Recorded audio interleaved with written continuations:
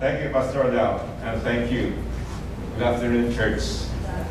It's truly an honor to be back here and a humbling experience to be invited back. I think the last time I was here was some time ago.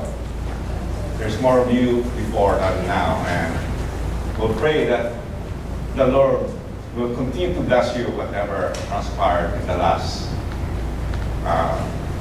few months to your church.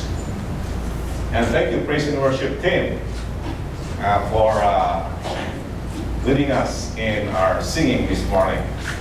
Before we go into our lesson this morning, let's just commit our time to the Lord.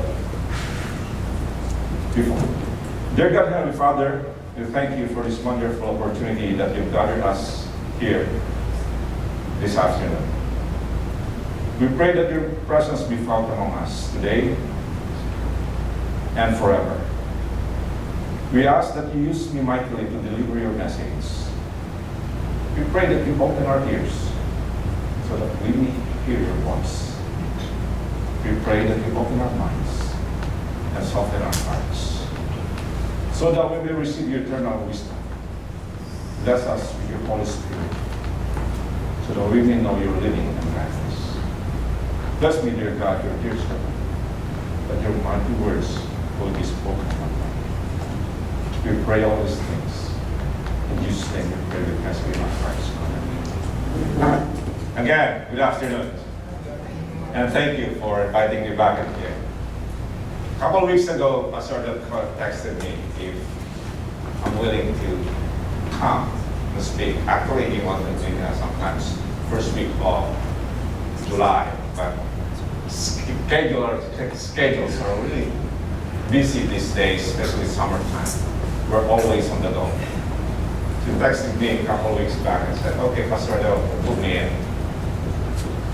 And I've been praying to God what will be the right topic, because I know a little bit of background what transpired in this church over the last few months. And I said, Lord, lead me what will be the right message that I'm going to do. Because I know part of what's transpired. I know briefly. So I'm a little bit emotional because I've seen your church grow, and sometimes things doesn't plan out the way we see as a church. So the Lord guide me to this verse. A very familiar verse comes from the book of Proverbs. We know that Proverbs was written by King Solomon. When King Solomon became a king, he asked for wisdom. The Lord asked him, what do you want? And he asked, Lord, give me an understanding heart so that I can make the right decisions for God's people. And the Lord answered his wish. He was given, not only given wisdom, but he was given authority. He was given richness and power as well. So King Solomon wrote the book of Proverbs to pass along this great wisdom, not only to his son on that generation, but also to the generation that comes after him. So the book of Proverbs is very important because it's a great need of wisdom. Not only during those times, but during our time in today's age, where wrong seems right. We're living in a world where so much chaos around us. And it easily gets influenced by those, by the environment that we live in.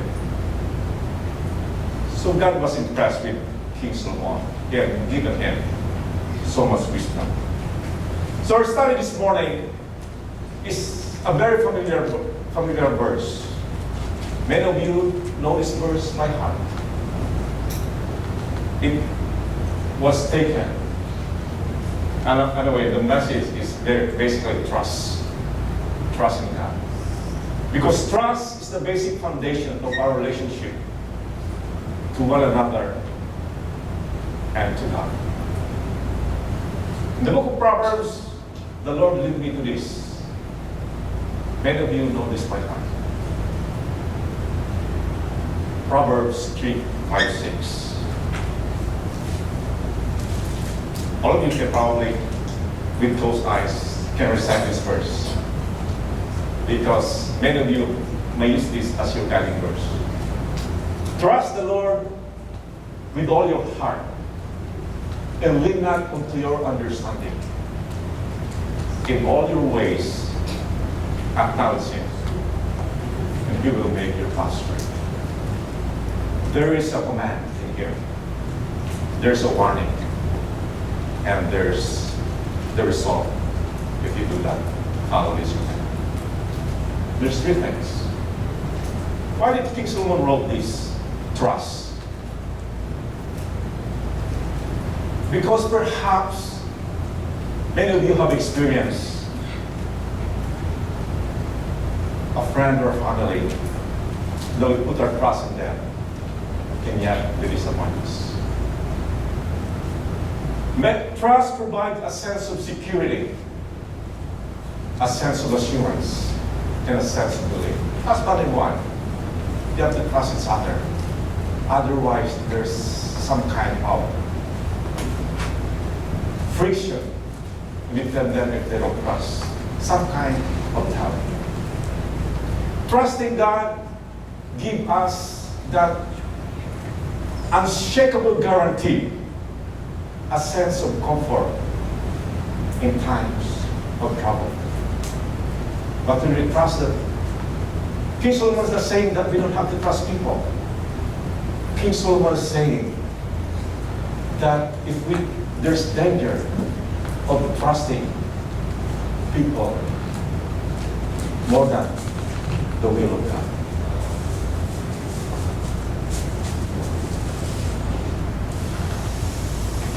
Perhaps all of us may have experienced. We trusted a family friend, or we trusted our children. You tell them, you study hard and you will get good grades. You got good, and they don't study hard. They disappoint us. Perhaps you trusted a friend. You said, do this and do that, and yet they disappointed us. It's probably King Solomon is writing this: trust the Lord more than other people. If we trust the Lord, I hope I can find my other notes.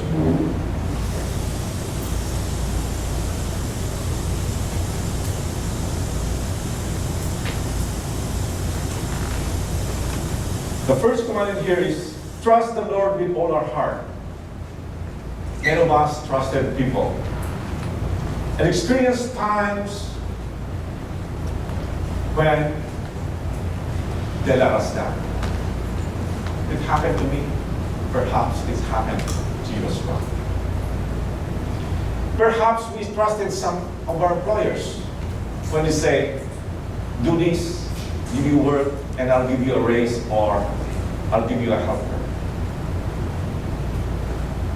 And the employer did not keep the promise.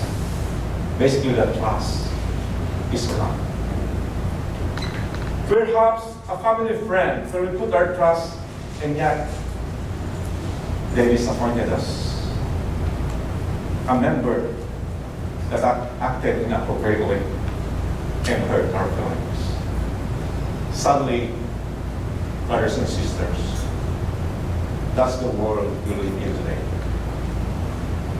You know, I remember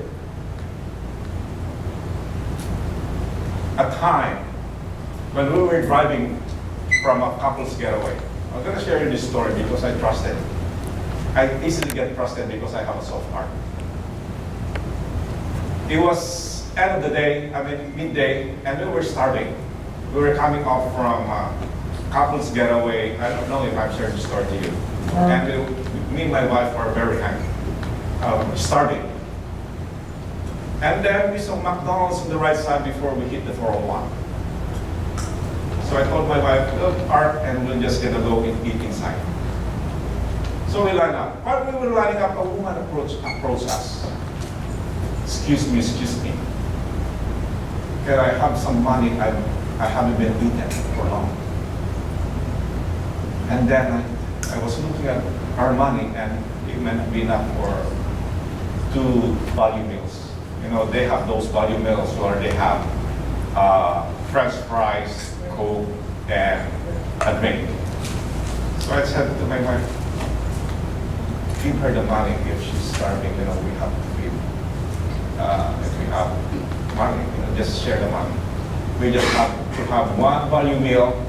We'll share the drink and we share the fries, and then we'll order an extra sandwich on the side. So that's what we did. The woman was so happy. We gave what we had, and we're gonna share a little of what we have left. She went outside. We were observing her, and was on her phone. She called a friend. And lo and behold, the friend showed up. They lined up onto the counter. They bought 2 value meals, 1 for each them, and extra fries and extra burger. And I said to my wife, we were looking at them on the other side of the table. They have big meal, and we are sharing a little piece of what we have because we gave our money away. You know, the thing is, sometimes people deceive it, but the Lord looked at the heart, not the external things. We did what we did because that's what God told us to do. I thought I'm going to share you that experience because I trusted so easily.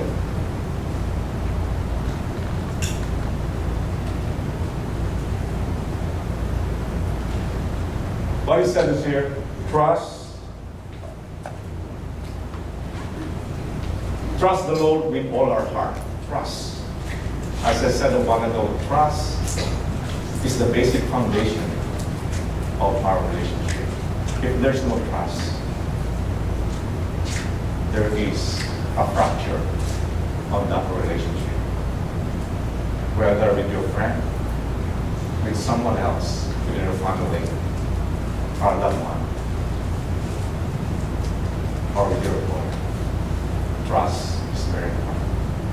But he said here, with all our heart, not wholeheartedly, not half-heartedly. First Samuel, King Solomon is not saying that we don't trust people. He tells us that there's a danger of putting our trust to people more than the will of God. I think I said that a while ago. I'm just reiterating it because that is very important. First Samuel. The Lord does not look at the things man looks at. Man looks at the outward appearance, but the Lord looks at the heart. It's important that our heart is in tune with God.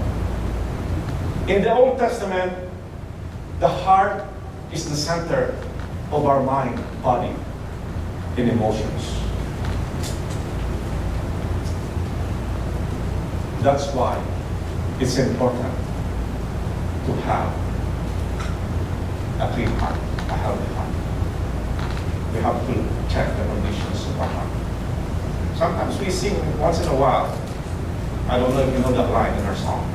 It's taken from a book of Psalm or perhaps part. Create in me a clean heart, O God, and renew the right spirit within me. Cast me not away from your presence. It's a beautiful song. It's a beautiful song. That's why it's always nice to have a clean heart. The book of Proverbs, King Solomon reiterated this. Proverbs 4, Isaiah 29:13. He also said this.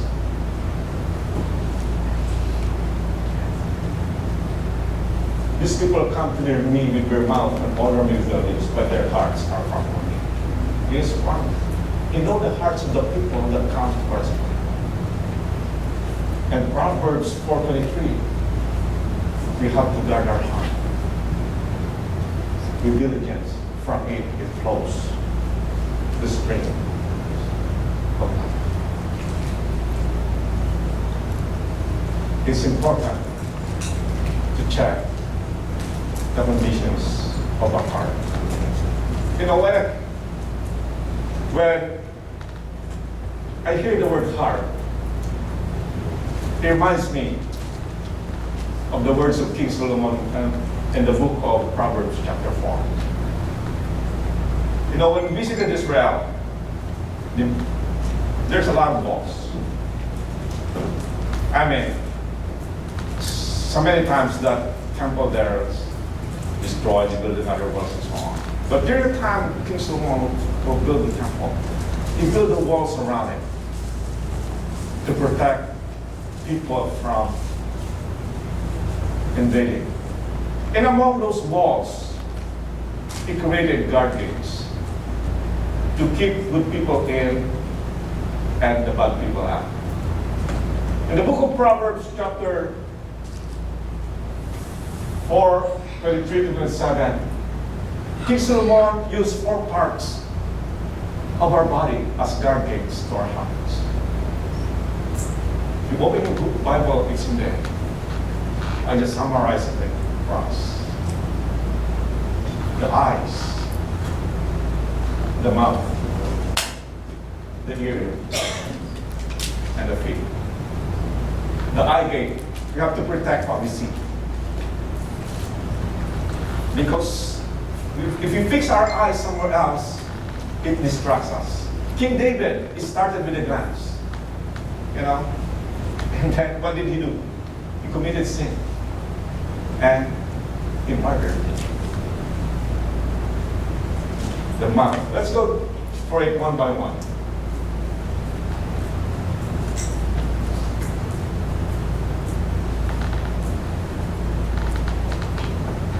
We have to protect our eye. Because Matthew 6:23, 22-30 said, your eye is the lamp that provides light to your body. When your eye is healthy, your whole body will be filled with light. But when your eye is unhealthy, the whole body will be filled with darkness. This is one of the guard gates in our hearts. We have to protect what we see. You know, in this world, it's easy to get into the computer and unpleasant things comes out if you Google them out. We have to be protected of what we see. Sometimes it's deceiving, but the Lord looks at the heart, not the outward appearance of a human being.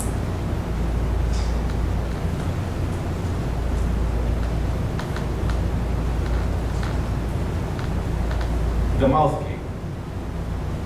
The words that we speak that comes from the heart. Matthew 15:18, Jesus has also taught that the words can pollute our soul. But the words we speak that come from the heart will cause us. We have to protect what we say. Now, I remember I told the story before. I think I'm not sure where it was, but back 3 years ago, I attended a wedding. And it was a beautiful wedding. It happened on top of the mountain. So we drove at the foot of the mountain. We parked there because we cannot go up. And then we park up there, and then the shuttle bus will take us out to the top of that mountain. It's a beautiful scenery. You can see the whole city and the nature that when you're on top of the mountain. What struck me is the words that come out from that minister's mouth. They have a beautiful couple on that wedding, exchanging vows. And the minister said, the words that come out of your mouth are the lyrics of your heart. Think about that for a moment. When you say lyrics are music, it's pleasant to the ear. You know, when we say lyrics, it's connected to music, right? See, if our hearts are full of hate, hatred comes from our mouth. If our heart's full of love, love speaks out from our mouth. The words doesn't speak are the lyrics of our heart. So be very careful, we have to choose our words. Because we are accounted. Whatever we speak and hear on earth will be accounted when we compare. I'm going to tell you another story. That's another story.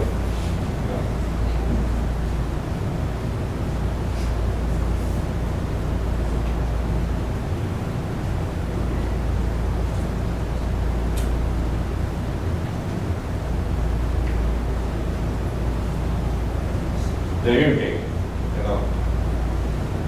he was saying to his son, listen, my son, accept what I say, for the years of your life will be many. My mom, she's a retired teacher, I remember. When I was her student, I was a chatty boy at the back. Sometimes I don't listen because I know my mom she's my teacher. She threw a chalk on me to listen. She said, you learn more by listening rather than talking. It sounds true to most of us. Sometimes we like to talk and not to listen. King Solomon is saying, listen to me. I've gone through this life. I'm ahead of you. I have experience. Listen to what I say.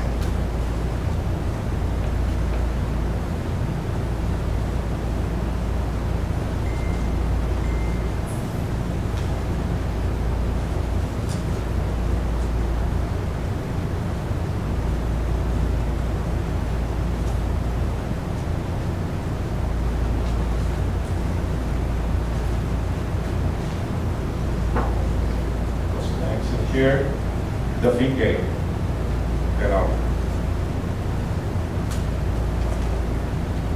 wherever we go, sometimes we go to unpleasant places. Walk away from unpleasant conversation. There are times when we're trapped, but God gave us His feet to walk away when things is not going God's way. When we know it's not pleasant. You always ask that question, can I take Jesus with me in this place? If in doubt, walk away. There's so many places that we're not allowed to go because it drives us to sin. God gave us those guardians. Because we trust the Lord with all our heart. But the Lord looks at the heart. Our heart must be truly God. That's why this is our prayer. Lord, create in me a clean heart and renew the right spirit within me.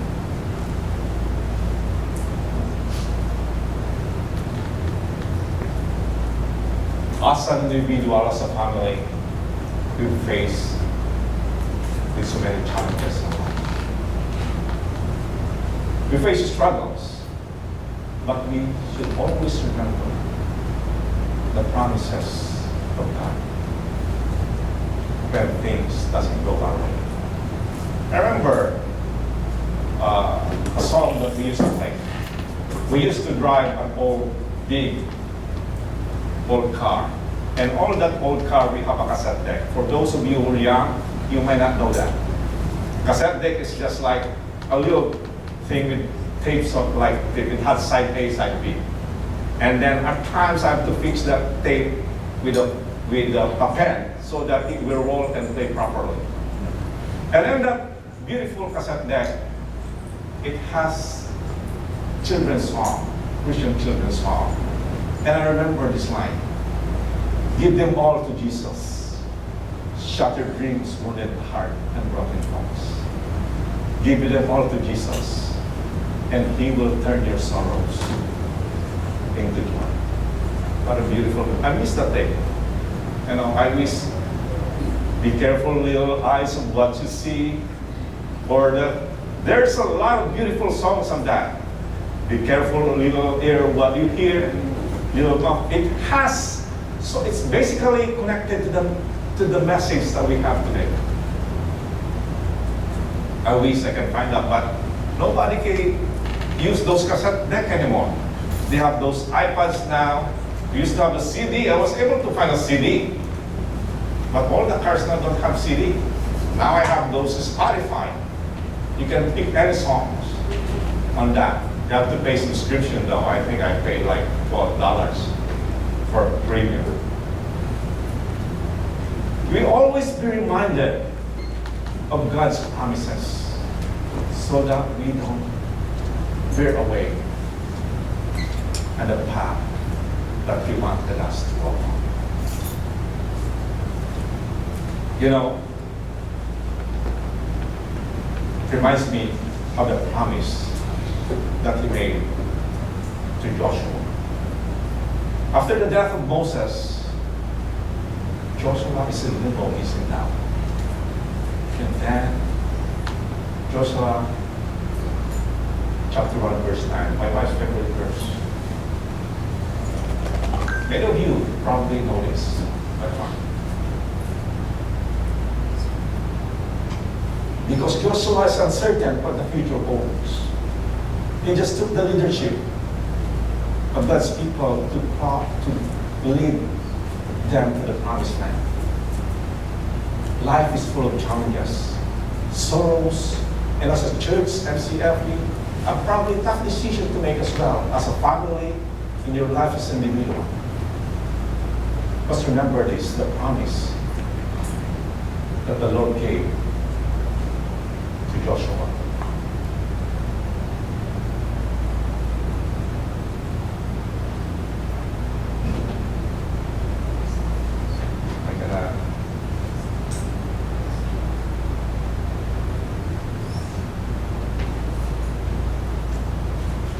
I'm way far behind. Okay, let's just go back a little bit there.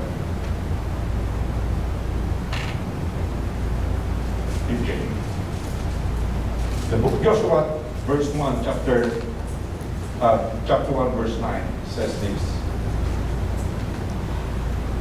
It's up to mine. That's my guide here. There. MCF. That's the promise He made to Joshua. They are in that. When Joshua was in that. Said, have I not commanded you? Meaning to say, He has said it before already. He was just be reminded. Be strong and courageous. Do not be afraid. Do not be discouraged. You know, when faces with decisions in life, there's sometimes a tendency for us to give up. There are times that said, I had enough. When decisions comes our way, we said, this is not worth it. But you know what God said? Do not be strong and courageous. Do not be afraid. Do not be discouraged. For I, the Lord your God, will be with you wherever you go. Perhaps Joshua forgot the promise that God has made during the time of Moses. He said, this is what I said. He was just repeating that. have I commanded you. Meaning to say, He has said it before. Don't forget that I am your God, that I am. I might have to skip a little bit there. I jump into upper more slides. But I want to go back to a verse. Do not lean on to your understanding. Proverbs 14:12. Sometimes as human beings, we think we are in control. The things that we have, the things that we achieve in life, our careers, our possessions, we think we achieve it because we work for it. You know, God gave it, and God can take it away. You have to know that we are not in control. We have to acknowledge that God is God and we are not. You know, these days people have security cameras on their houses and their front doors. Sometimes they do computer that they rely on everything, technology. But those things could fail. But God never fails. Just like yesterday, I have a ring camera in my front yard. I was driving home, running late, and my wife is in the Bible study. So we have our father-in-law, her dad, at home. So I saw him came out from the garage. On my camera, I got a warning, but I did not see him come in. He went out the garage to pick up the garbage. I think he was throwing something away. But I wash the garbage every garbage day. I wash it so that the odor will go away. And I said to my wife, you know, your dad came out, but I didn't see in the video that he went back in. Can you check? So they were panicking. I said he might have collapsed up there because when I wash it, I put the garbage upside down so that the water will drain. And he might have had a hard time putting it back. So he called one of the cell leaders to drive there, and then she called her sister, let's go check our father. Lo and behold, my father-in-law was already upstairs sleeping.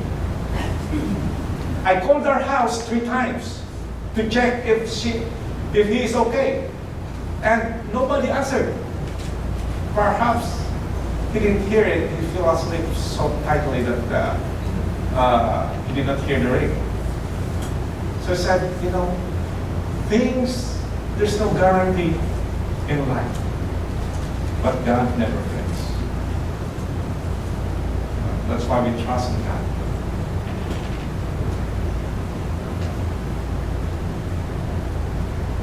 You know the promise?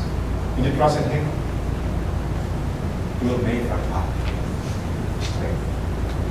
So there was a command.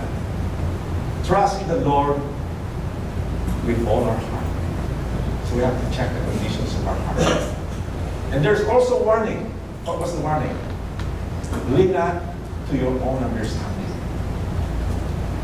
In all your ways, acknowledge Him, and He comes by a promise. Will make our path straight.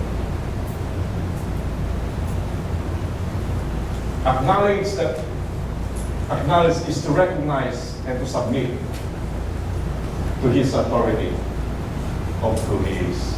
That God is God and we are not. I want to end with this verse. And I want to leave this verse to each one of you and to the entire congregation. An encouraging verse from the book of Hebrew.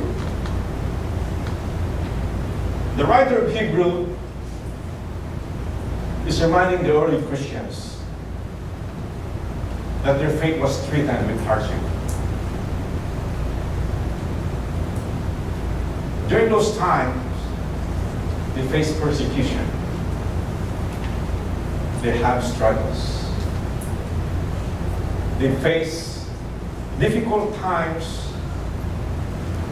and a very trying future. And then Hebrew 12 verse 1 to 2 comes in.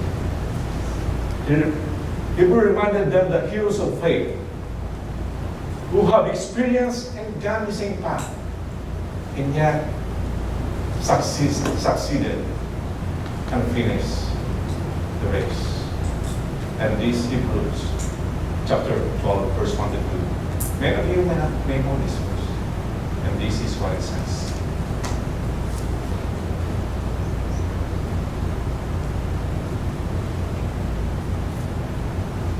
Here we go. Therefore, since we are surrounded by great witnesses, let us throw off everything that hinders. You need to say the things that drag us down. The sin that entangles us, let us run with perseverance.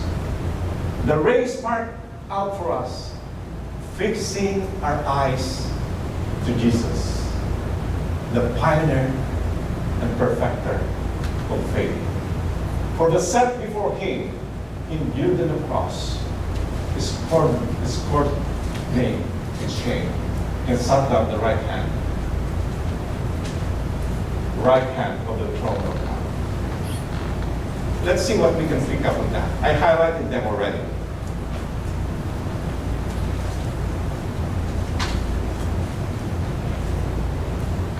First, in the other text, lay aside the hindrances that drag us down. Anything that hampers us to move forward. Many of us face many challenges, but the book of Hebrews says, don't give up, move on, march on, move forward. You know what the word forward stands for? Follow, the letter F. The letter F also stands for forgive. And the letter O stands for obey. Letter R stands for resist. Because there are times we get tempted. We have to resist. And W stands for witness. We have to share what we have. And the letter A stands for abide. Abide to his words. And the letter R stands for reach. Reaching out. And the letter D stands for discipline. We must have to discipline our disciple. That's the word forward stands for. Lay anything that hinders our growth, that hampers us to move forward.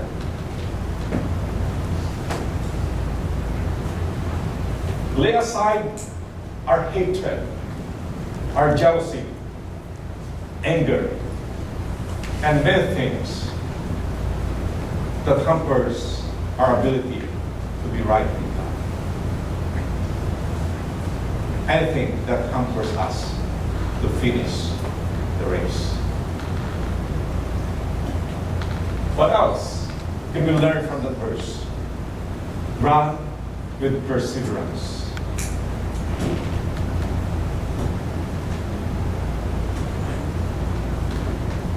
Running in here is just like a marathon.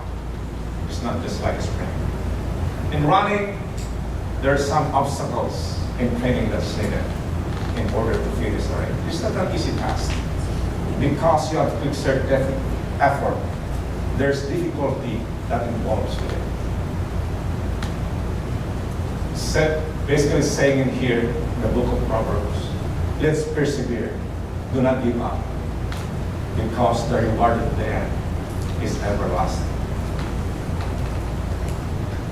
Many already have done and finished the race.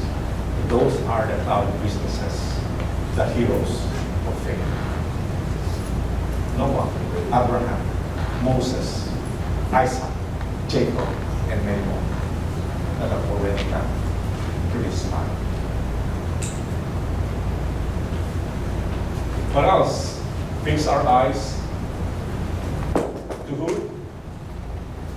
To Jesus, the founder and perfecter of our faith. He will finish what he started because he's finisher of our faith.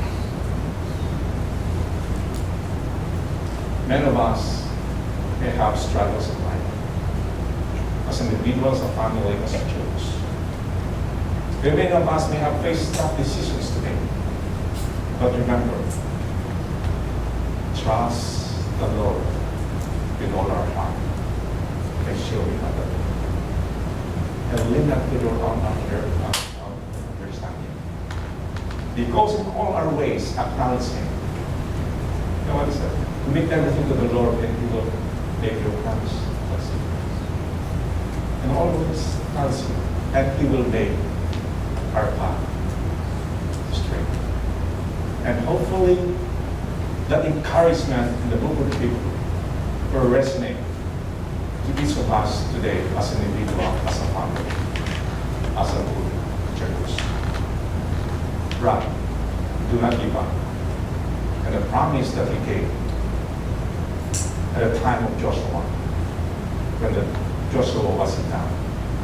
Do not be afraid, do not be discouraged.